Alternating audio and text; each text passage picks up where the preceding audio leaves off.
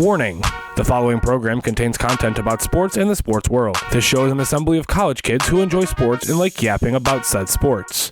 Claims and views described and promoted do not reflect those of Central Michigan University, the Central Michigan University Broadcast and Cinematic Arts Program, or Moore Hall Television. If you should have any comments, questions, or concerns, reach out to the show via email, cardguyshow@gmail.com. Please subscribe to the channel. Leave a like if you feel so inclined. Perhaps leave a comment down below. And please enjoy the following program.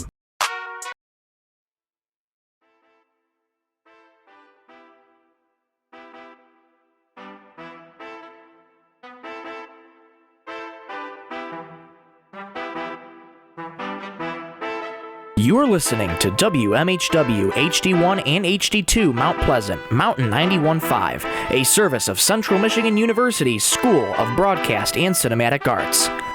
Live from the Dr. Jerry Henderson Radio Complex, it's time for Card Guys. And now, here's your host, Anthony Schulte. Good morning or good afternoon, wherever you may be listening to this program. Thank you, Michael, for the intro as always, and welcome to Card Guys, Season 2, Episode 11. Coming up today, we have a special episode as we welcome the voice of the Detroit Lions, Dan Miller, onto the show. Joining me, as always, my man, Ryan Donnelly. There's a funny feeling in the air, and it's excitement. Welcome, Dan. Also, right next to me, Mr. Michael Rosenkranz. Wednesday, February the 21st. What a blessed day it is, and what a very special show we have for you guys. You don't want to miss it. And joining us via telephone, as previously mentioned, he is the voice of the Detroit Lions, the sports director at Fox 2 News. And his opinions, they may change in 10 minutes, according to his Twitter. Mr. Dan Miller, everybody. How you doing, guys? We are doing great. How about yourself? Doing great. Doing really well. Thank you for having me. Thanks for joining us and taking time out of your busy schedule to be with us this fine Wednesday morning. This past season for the Lions, it was incredible. Many dub it as the greatest season in Super Bowl era in the Lions' history. Just explain your thoughts on the season, how magical it was, especially being in the booth for every single game. You know, it was just, number one, you wanted to see if they could build on what they did last year when they finished 8-2 and just came up short of making the playoffs, and that was the important thing. And to come out and beat Kansas City in the opening week was obviously huge for the franchise. They did come back and lose to Seattle, but they were able to bounce back after that. And, just played with a consistency for most of the year where they found a way to win. And just, you know, I kind of look at it like they checked a lot of boxes. Just, you know, winning a division, which they hadn't done in 30 years, winning a playoff game, which they hadn't done in 32 years, getting a playoff game at Ford Field for the first time, then doing it again, winning again at Ford Field. There was just so many things that they did that, you know, gave people the faith that what's happening here with Brad Holmes and Dan Campbell is A, real, B, sustainable, and C, on the right track towards what everybody ultimately wants, which is to get to the Super Bowl and possibly win a Super Bowl. So, you know, they were make the case 30 minutes away with the game that they played against San Francisco. They didn't quite finish it off, so now it's the offseason, and you go about trying to get better. Speaking of the offseason, the Lions just made a move with Tracy Walker. How are you feeling about next season and what could possibly happen here in this offseason? Yeah, I mean, unfortunately, the thing with Tracy is something that happens in this league. He had lost, in essence, his job and fallen down on the depth chart with the way that Ifeatu Melifonwu was playing and the way that Brian Branch had stepped up in the secondary. And so the safety position and then Branch moving to nickel was really something that I think left Tracy kind of on the outside playing special teams. Then he wasn't active at all during the playoffs. So this wasn't a surprise. It saves the team over $5 million in the salary cap. So those things happen in this league. They're unfortunate. You know, I said last night on X that it was the downside of the business, and it is. But it is the money side of the business. And $5 million on the cap is a lot of money for a guy that wasn't figuring prominently into your playing rotation this coming season. So I'm sure Tracy saw this coming. I'm sure his agent saw this coming. And this is just, you know, one of the things they're going to have to do this offseason. As you come off a year in which you played really well, but now it's up to you to try to improve and look at different places on your roster where you can add and the different places on your roster where you'll have to add because you end up losing somebody. And this is part of that process that they're undergoing right now. Speaking of additions that we could make during the offseason, where do you think the biggest need is on this team? Well, I think there's a couple things there. I think, number one, you could lose Jonah Jackson, and if that's the case, you're going to have to add something to that offensive line. I just don't know if they're going to have the money to pay Jonah when you're already paying two offensive linemen. You're going to pay Penei Sewell at some point in the year or so, and I just don't know if they're going to have the money to, move Jonah towards the top of the pay scale for guards. I'd love to see him stay. He's a big part of what they do, and obviously that offensive line is really the face of the team. So covering up something you might lose is going to be something important they have to do. I think the offense is pretty much set. I think they feel pretty good about it. You might see them add a receiver. Wouldn't shock me if they did that. I think defensively, that's where you're going to see probably some pretty significant changes with probably some additions on the defensive line, I would guess interior and on the edge as well. And then they've got to redo that cornerback depth chart as well with, Emmanuel Mosley being hurt last year, several cornerbacks kind of cycling through that other spot opposite Cam Sutton and didn't work out. Sutton had his struggles as well, but I think part of that could be put on the fact that he was, A, covering some great players, B, they weren't generating a lot of pass rush, but he needs help. And Cam Sutton will be here. He'll be part of what they do going forward, but they've got to find some other guys to put around him. I think they feel pretty good about what's happening at safety with Melifonwu and with Kirby Joseph. What happens with guys like Mosley if they want to give him another shot, or C.J. Gardner-Johnson, whether or not they would look at bringing him back, we'll have to wait and see. But there'll be some new faces on defense, that's for sure. They tried to do it last year, didn't really work because Gardner-Johnson got hurt and Mosley got hurt. Those are guys that were supposed to log big minutes all year long and a lot of snaps, but it just didn't really happen that way. So I think they'll take another crack at it this offseason. I think they'll probably, look to add a kicker. I think they'll just look to add somebody with a little more consistency from long distance and a little more confidence that you have in them long distance. I think they appreciate what Badgley did, but I just think that you will definitely see some competition in there for him come training camp. A way that Brad Holmes, look at me. Brad Holmes has added to this team is through the draft. We have the 29th pick.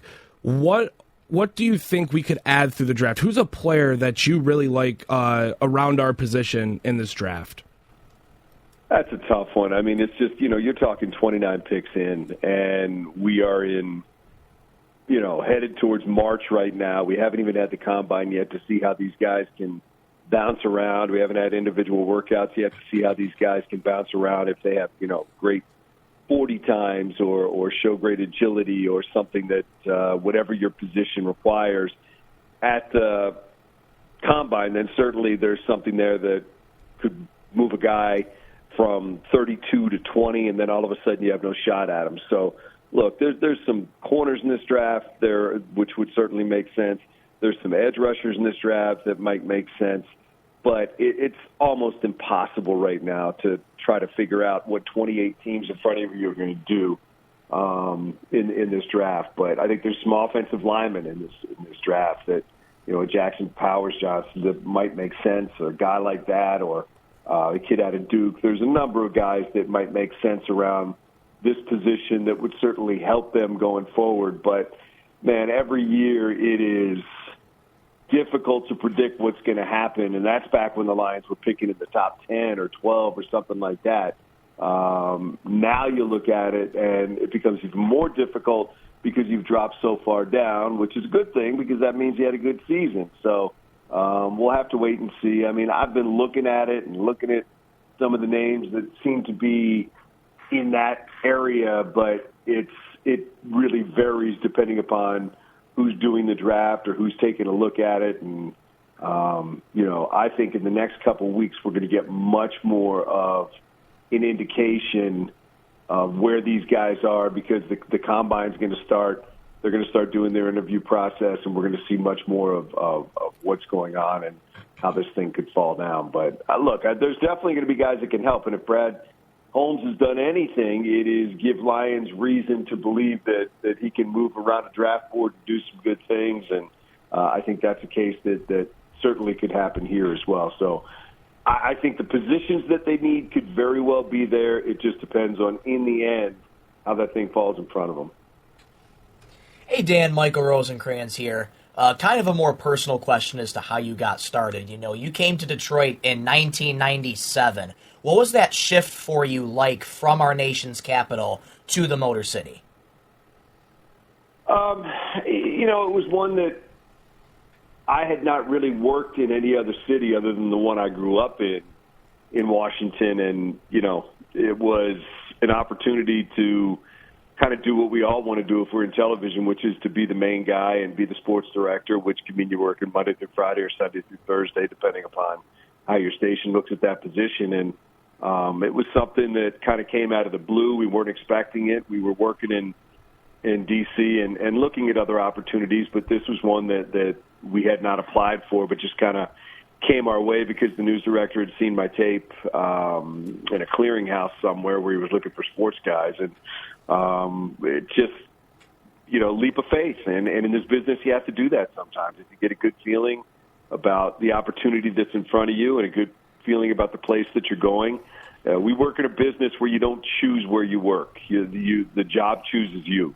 And that's what happened when we came to Detroit. And obviously it's worked out great. We've been extremely blessed with what's happened here. We've raised our family here, and it's very much become home. So, in a business where a lot of times you kind of got to hopscotch across the country and chase jobs, or jobs are chasing you, we've been very fortunate to have the stability of being able to just stay in Detroit. So that's never lost on you, and that's very fortunate. And that speaks not just to what I've done, but what my entire group that I work with in our department has done, what our station has done. Just there's been a lot of stability for a lot of people at Fox 2 in Detroit, and that's a real blessing.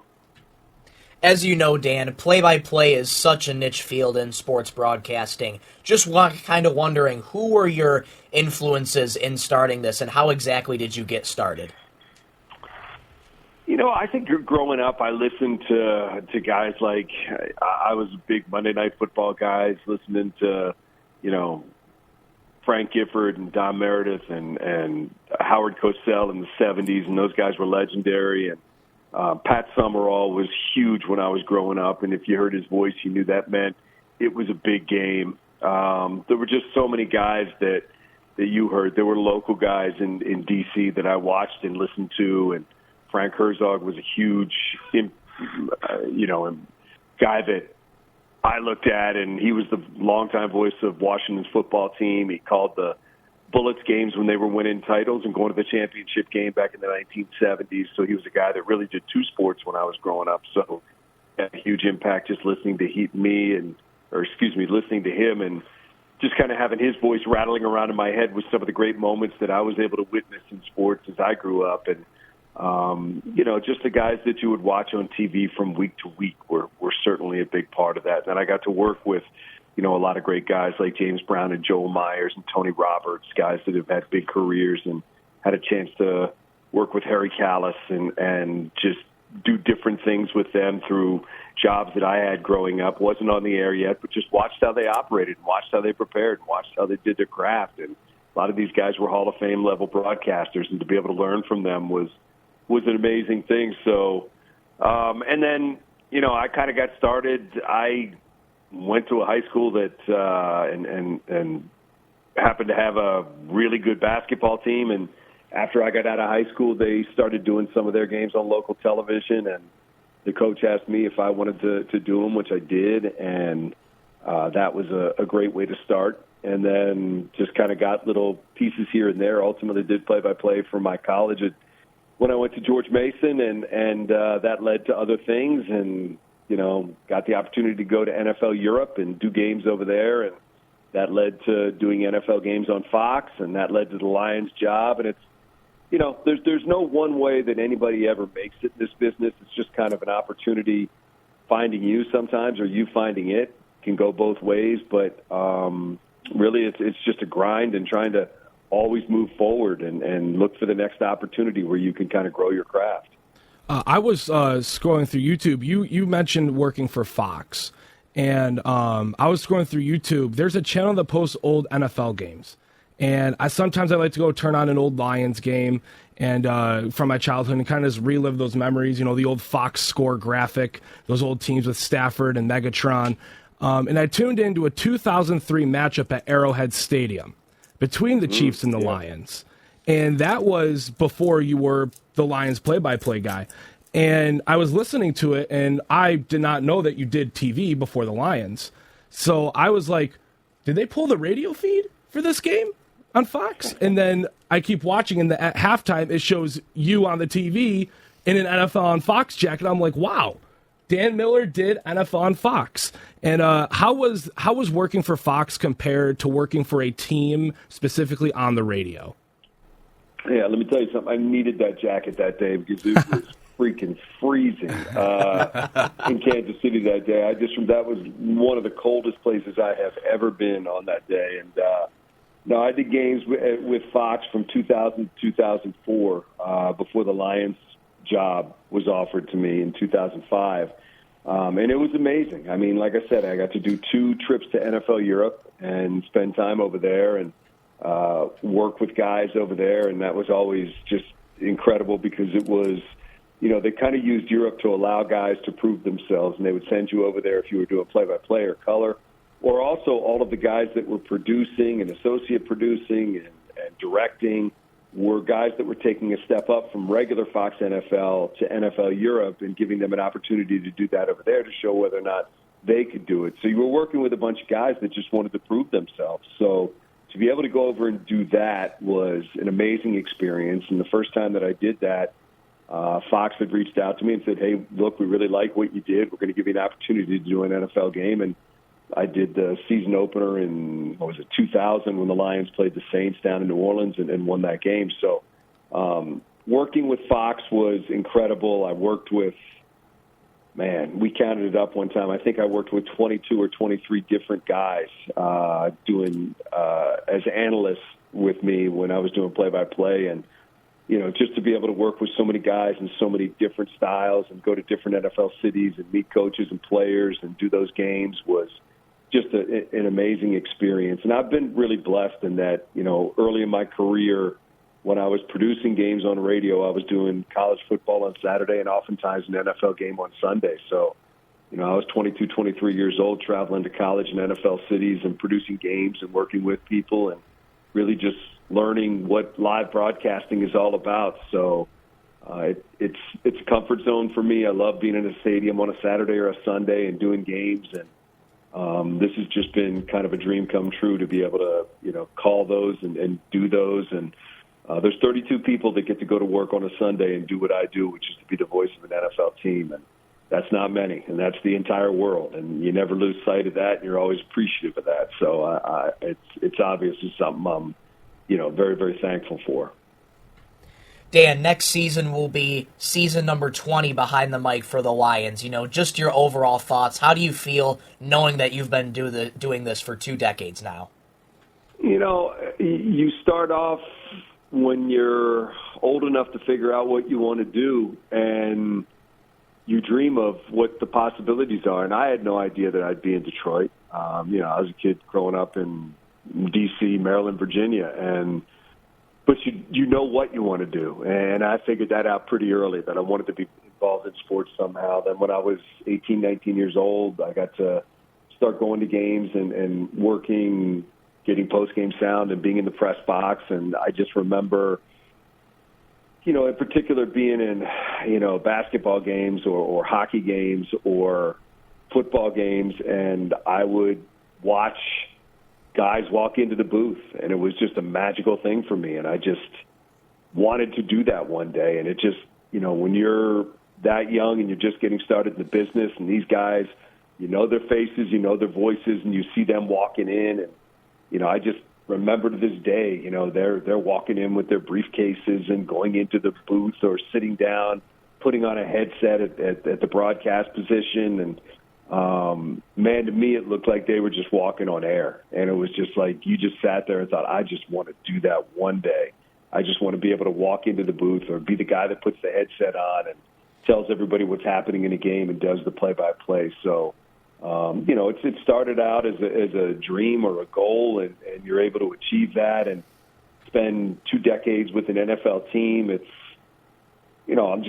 I'm appreciative of it. I'm thankful for it. I'm never, ever feeling entitled or that I deserve this. I think you earn this, and you have to keep earning it, and you have to keep doing it. And you earn it every time that you go out there. And I'm somebody that, constantly believes that you have to continue to improve and get better. And, as soon as you get comfortable, that's where I think it kind of can slip away from you. So, look, 19 years has been great. I'm looking forward to number 20, and I've appreciated every single one. So I've said before, I'm somebody who's just living a kid's dream. I'm blessed to be doing what I'm doing, and every time I go out there, it's kind of a pinch yourself moment. It's like, man, here we go again. We get to do this. So I look forward to year number 20. Year 19 was obviously incredibly special, and I'm hoping 20 is even more special. Hey, Dan. My name is Ryan Donnelly. I got a couple questions for you. So you've worked with many legendary football players like T.J. Lang and Eric Hipple and Jim Brandstetter from a color commentary standpoint or an analytics standpoint. How have they helped you out when it came to the strategic part, like the X's and the O's and the coaching standpoint, and also a better overall understanding for the game? Yeah, and I think, those guys are great. And, like I said, I was lucky enough to work with a ton of guys at Fox, from Brian Baldinger to Dave Wannstedt to J.C. Pearson to Cliff Stout to, just a bunch of different guys that they were kind of cycling through there, Bill Romanowski, Mark Carrier, and all these guys that I mentioned, and then the guys you mentioned from Brandy and Lomas and TJ, look, they've forgotten more about the game than I know. That's just kind of how it works. Look, I'm in this game. I study this game, but those guys live this game. And they see different things when they watch a game. They see different things when they watch tape. So sometimes if you just shut your mouth and listen to what they're saying, you can just learn as you go. And I have, and it's been, a blessing to have them there because, I've always said that they just see things we're not going to see inside a play. I'll call the play, and they can tell you why it did or didn't work, and there's a value to that. And that's a lifetime of watching tape and playing the game, which they did. I didn't play the game at their level. I didn't, spend years with the Packers or playing at Michigan as Brandy did or Lomas spending better part of 20 years in the league. It's that experience is invaluable. That experience makes our broadcast better, and it's just something that you learn after a while. You look at it and you're like, man, how did they see that? Because I'm looking at the ball, they're looking at other things, and they can tell you why something happened or why something didn't happen. So they make me better every week, and they certainly make the broadcast better by being there. And it's a completely different skill set being an analyst versus being a play-by-play guy, and I appreciate what they do. And then I got one more question for you. So you're the current sports director at Fox 2 in Detroit, and just being the guy who's the head of the sports director at that station, you want to make the people who are a little younger and want to go into what you're doing, you want to make them better. What's the motivation for you to get yourself and others better, specifically the people that want to do your job in the future? I have a lot of people that will, and I'm happy to do it, love to do it, that will send me their tapes and say, hey, what do you think, whether it's play-by-play or them anchoring or them reporting or whatever it is. And, I'm honest with people, and what I would say to them is always, number one, just get to the point where you're just being yourself. There shouldn't be a TV you or a radio you. Just be you. Because the only thing that makes you different is yourself. It kind of bothers me sometimes that I love sitting at home on a Saturday when we're playing at home on Sunday. My wife is a huge football fan, so we'll just kind of hunker down at noon and start watching games and flip around and try to find the good finishes or whatever it is, or see what Michigan or Michigan State are doing or whatever it is, the local teams or the Central Western, whoever it is, we'll just pop around and see what's going on. And I think the one thing when I watch that bothers me is, you'll turn on, ESPN, the Ocho or whatever, some of the games that are out west, and some of the lower ranking games, you'll hear young guys that are getting opportunities to do it. And it seems like that there is, at times, this desire to sound like a play-by-play guy, to sound almost, like you're cut out of a box or something and popped open as a play-by-play guy. It sounds like they're almost trying to sound the same, forcing the voice, the inflection, and I look at that and it's like, don't do that, because you need to be you. Ultimately, when somebody, opens up your highlight package and decides whether or not you're going to get a job, the only thing that's going to separate you from 150 other applicants is that you have your own unique perspective and style. And if you try to just kind of break that down into what you think a play-by-play guy should sound like, 20 other guys are doing the same thing, you sound like the same 20 other guys. Be you. Be unique. I think if you flip on any of the really good play-by-play guys, NFL, NBA, NHL, Major League Baseball, whatever it is, they are unique.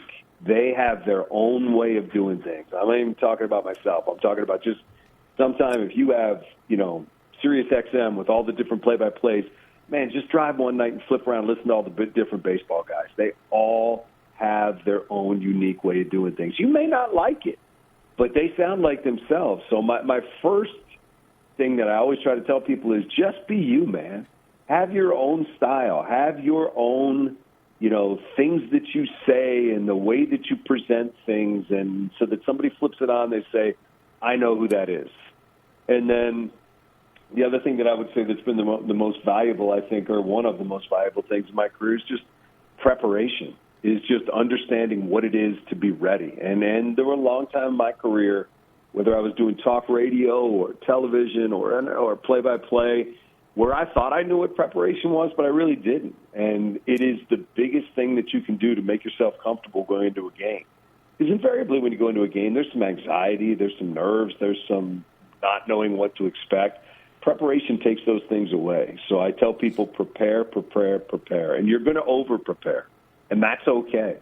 And it's, I've told this story before about doing games for Fox, and I was probably, 5 games into my career at Fox, and I spoke to one of the guys out in L.A., and you didn't get much feedback. That was one thing that also kind of shocked me, is you did not get much. And then I kind of figured out after a while, they don't have time to break down every game and give you a critique, but if they ask you to come back, that means you did okay. But the one thing he said to me was, we can tell you're prepared, but it sounds like you're trying to slam every stat in the game. And he said, think of it as walking into the game with a bucket full of information.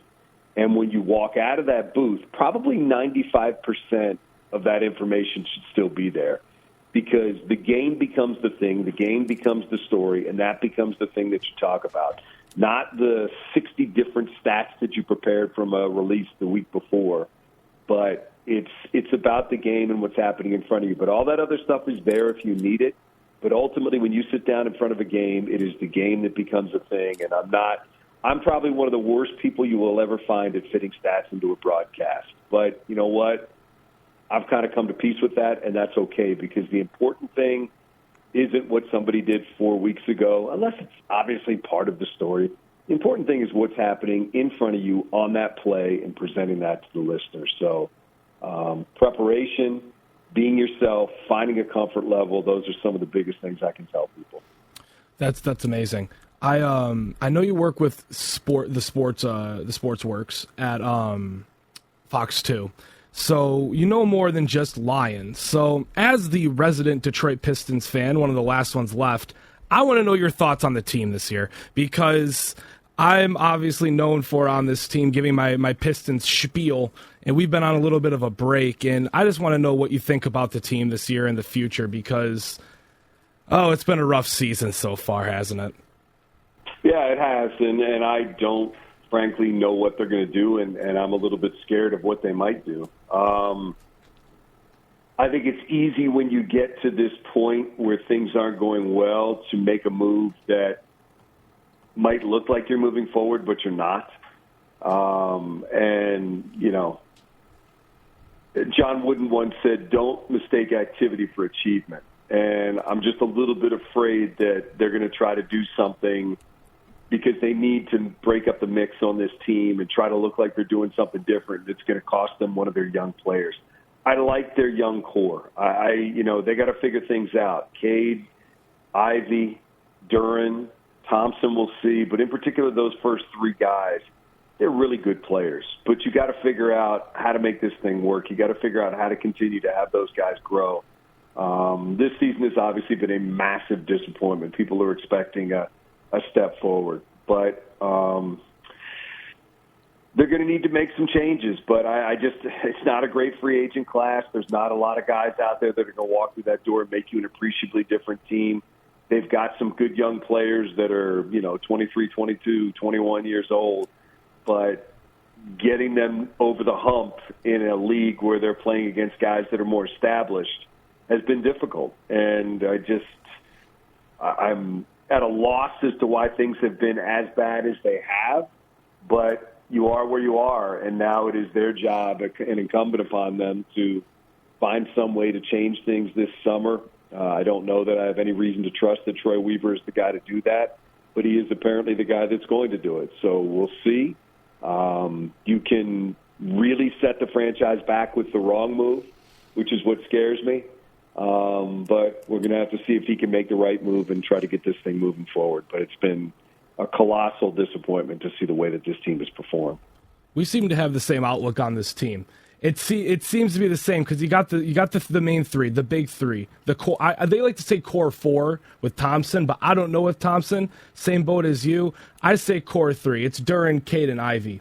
And a lot of people were talking about trade Ivy. I'm like, Monty Williams is starting Killian Hayes and playing him 35 minutes over Jaden Ivey. And then they had to move Killian to make Monty play Ivy, and look what's been happening with Ivy. He's been coming out of his shell as of late, especially at that trade deadline, Portland game, the Sacramento game. You had the career high 37. So I agree with you. It's that core three, and making the wrong move. Like, we're interested in Tobias Harris, offering Tobias Harris money when he is an old, aging veteran. Would he fit on this team? Yes. For the price tag that he's going to be going for? No. Especially with this free agent class, there's not much there. You have a lot of money. Who knows what could really happen? Well, the unfortunate thing is that I agree with you. That would be the wrong thing to happen. And it's a tough spot to be in because you're trying to improve it, and you're so bad right now, and you'd rather not touch the core. And I had some concerns early in the year that they were going to panic and trade Ivy. I'm with you. I think he's a heck of a player. I'm glad they didn't. But something's going to go down this summer, and I don't think it's going to be small. I think it's going to be big, and I just hope for all of our sake that it's the right thing. Transitioning from Pistons to Tigers, because they actually their first game's Saturday against the Yankees. We signed a lot of pitchers, a ton of pitchers. Jack Flaherty, Chauflin, Maeda. We didn't sign a lot of bats, which was our big problem, I'd say. Really? So, we signed Mark Canha, who's 34, but still a very solid power hitter. So, what are your expectations and what are your thoughts about the Tigers this year? Yeah, I think they can be competitive. I really do. I just think, you need to have all of these guys continue moving in the right direction. Skubal's got to prove he's the top of the rotation guy. He had 15 starts last year, but, you get him up around 29 to 32, somewhere in there, and he pitches the way that he pitched last year, he can be a real difference maker. And you mentioned, obviously getting Flaherty and getting Maeda brings some veteran presence to the staff, and then you have to hope that Manning and can continue to move forward, and Mize can do the same. So, look, there's possibilities there. I think the bullpen should be okay. I think the everyday lineup, I understand they didn't go out and spend a bunch of money, but they're trying to find out what the young guys can do. And they're hoping that Colt Keith is going to win a job and that, they can find out if Parker Meadows is an everyday outfielder or not. I don't think that's a given by any means. And then Riley Green's got to stay healthy. Torkelson's got to keep trending up. Baez is Baez. I don't know if there's any reason to expect that it's going to get a whole lot better. Unfortunately, you're just into him for a ton of money. So we'll see what happens. And, maybe he did work on some things and is going to get that strike zone under control and come back and be a little more productive. I just don't know if there's a reason to believe that at this point. But he's here. He's going to get the opportunity, so let's see what he ultimately does. So, look, I think obviously there's some questions on this team. Everyday production at third base is a question. Whether or not Keith is going to be able to win a job in camp, prove that he belongs in the major leagues every day is a question. You know, guys like Justin Henry Malloy, is he going to be ready to go? When is he going to be ready to go? And some of the pitchers that are coming up, you know, Job and Madden, when will they be ready down the line? Not now. Max Clark, obviously, is a really exciting prospect, but he's incredibly young. It's going to be probably at least a couple years. So, look, I think there's some good things happening in a division that appears to be pretty wide open. So, you know what? Let's roll it out there and see what they do. I think just getting a couple of veteran pitchers gives them the ability to roll a couple guys out there that they can count on every couple days, not to be Cy Young Award winners or anything, but just to give them some stability. And then I think Skubal does have top-of-the-line stuff that can be an outstanding pitcher in this league. Let's see if he can, you know, do that over a full year. So I'm excited to see what this team can do. And you know, it's not the kind of excited you have if you're rolling the Dodgers or the Braves out there every week, but for what we've been through here in Detroit, to see these guys maybe come together and be viable and relevant for a season would be very nice. And I think there's a chance that could happen. I know a guy that's been like underlooked just in the entire league is Spencer Torkelson. I don't think anybody's looked at his season. He had 31 home runs last year, which is the most on the team, and he's been very underlooked. He didn't make the MLB top 100 players, even though I think he should. I think he's one of the best first basemen in our division. And do you think he's going to take a step forward this year? I genuinely think he will, but I want to hear your thoughts on Torkelson. Well, I think he has to, and I think, you know, A.J. Hinch talked about that last week when they opened camp, and he just said, look, he did some really good things, and they're very happy with him, but they're asking more of him this year, more defensively and more consistency offensively. And he had an outstanding second half of the season. Can you get that thing going from the first half of the season and put together a complete year? He looks like he's got his confidence. He should. Coming off of what he did last year, but it's a constant game of adjustments. Pitchers are going to adjust to him. He's got to adjust back. So the talent is obviously there. The question is, what's the ceiling for a guy like that? And I don't think he's approached that yet. I think he can be more than he was a year ago. And I love, you know, I saw some interviews with him down there that Jennifer Hammond had done for us, and he just looks like he's in a great place. So I think he's, you know, obviously massively important to this team that he and Riley Green become big-time, everyday players. Because if you look at the good teams in this league, man, they're just stacked. There's not 2 good players or 3 good players. There's 6 good players on these good teams where their lineups that they roll out every day are just dangerous. So, you know, I'm looking forward to seeing if he can be one of those guys that can be one of their core guys every single day. And the answer last year was yes. But you're answering that question every year when you're a major league player, and here comes his next test this season.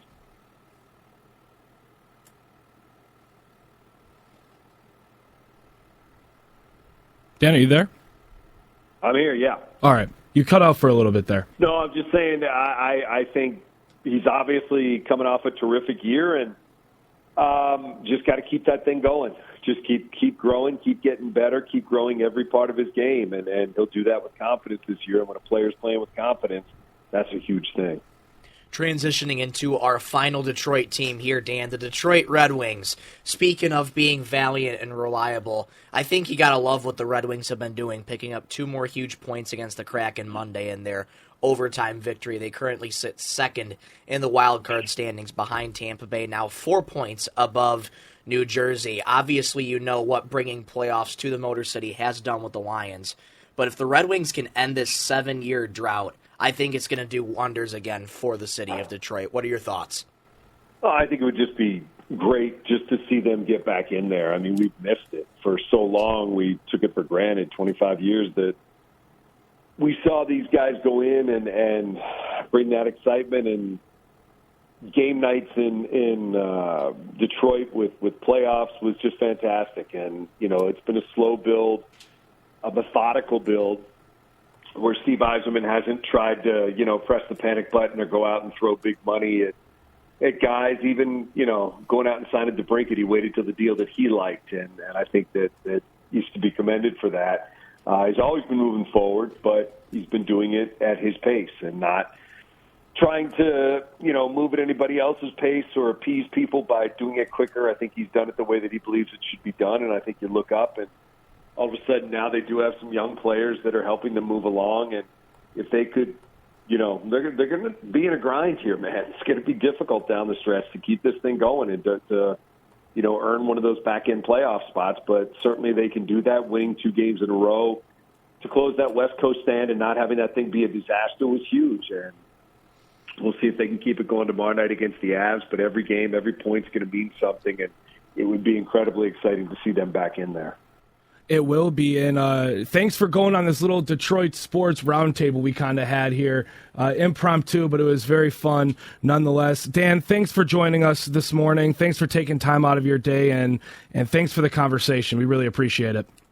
You got it, guys. Appreciate you. Thank you for having me. Of course. So that was Dan Miller, folks. It was great. He was great guest, our first guest on the show. Just incredible stuff, and we are incredibly honored to be able to have someone like him on the show, fellas.